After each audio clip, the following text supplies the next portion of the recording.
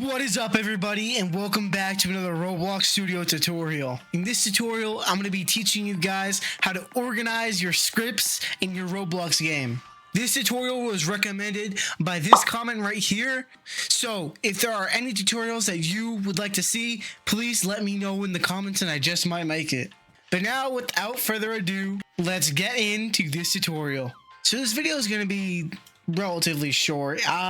Organizing your scripts isn't super complicated. I'm just going to show you how I personally like to organize everything in Roblox Studio. Usually in Workspace, I'll have a few folders. Like I'll have maybe a folder for like the map. Maybe I'll have one for like important.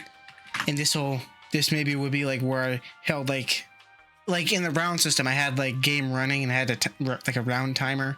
Like maybe you'd put those types of things in here. And maybe I would also make an ignore folder for if ever, like if you're using raycasting, then you could put whatever you didn't want like the ray to like worry about inside this ignore folder. So that's just a few like ideas for folders that you could have in the workspace. And then the next thing I'll talk about is replicated storage. Now in replicated storage, this is where I store most of my things. So usually I'll have an events folder where I'll keep all my like remote events. Usually I'll also have a modules folder where I'll store all my module scripts. And then usually I'll also have, if very rarely, but sometimes I have a functions folder where I store all my remote functions. And there's also a bunch of other things you could store in replicated storage. Like you could also have like maps inside replicated storage. Like you could have a maps folder with all the maps that you like want to rotate through in Workspace. Or if you were only referencing maps on the server, you could put maps inside the server storage. That would also be an option. Next, I put like 99% of regular scripts inside server script servers, if not every single one. Like there are some things where you want to have a script inside like the actual part.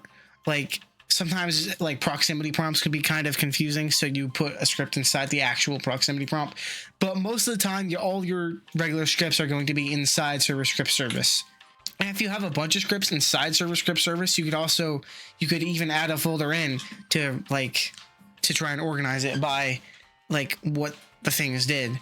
For example, like if you had a bunch of scripts that were handling like if you're making like a fighting game maybe and you had like powers, then you could make a folder full of all the powers.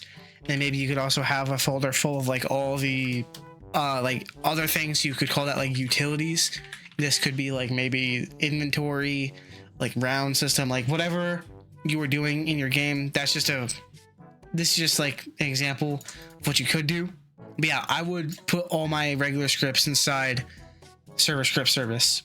And inside starter GUI, obviously I'm gonna have the GUI. Usually what I do is I only have one GUI, but honestly it just depends on your preference. Usually I just have one GUI and I call it main GUI. And I will also what I do is I have one local script inside this that kind of controls everything, and I call it game controller. I actually got this kind of format from Gnome Code's Tower Defense series, which I mentioned in my video on how to start coding. But yeah, usually I have that and I just put all my GUI in here and have one script kind of control it all. But if that's a little bit confusing for you, because this script will be very long by the time you're done with your game, you can split it up into different scripts like inventory. You could also have like a shop script or like achievements. But yeah, usually I just have just like this. Starter pack is where I would put all my tools. Like if I wanted the player to start with a tool, then I would put it in starter pack. Replicated first, I kind of skipped over this, but if you had a loading screen, you would put the script inside replicated first. And last thing I'll talk about is starter character scripts and starter player scripts. So anything that has to do with the character, like anything that uses the character inside the local script, I would put my local script inside starter character scripts. Like things that use the character, like a movement system, maybe a fighting system, maybe like some kind of like name tag thing or something like that, or whatever. Any local script that uses the character, I would personally put inside starter character scripts. And anything that does not use the character, I would probably put inside starter player scripts.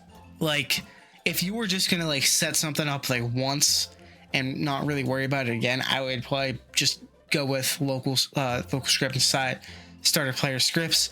But if you were gonna like set something up every time like the character respawned, then I would do starter character scripts.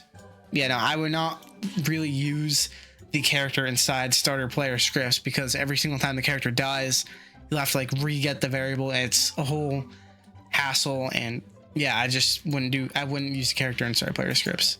But yeah, that should hopefully clear up any kind of confusion that you guys have about organizing your game. And that's gonna do it for this video. Let me know of any other tutorials you guys would like to see in the comments. If you guys could like and subscribe, that would mean the absolute world to me. I appreciate that so much. Yeah, if you made it to the end, I really appreciate that, and I'll see you guys in the next one. Goodbye.